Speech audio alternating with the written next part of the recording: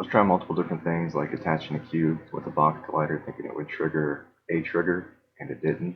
But you have to add a rigid body, and if you don't want it to go anywhere, like the object you attach it to, freeze these constraints and disable gravity unless you want it to drop. And then like Playmaker, Bolt, or any script, like if you're just trying to run a script and the trigger isn't working, and now it works with the rigid body. Without the rigid body, it does not work.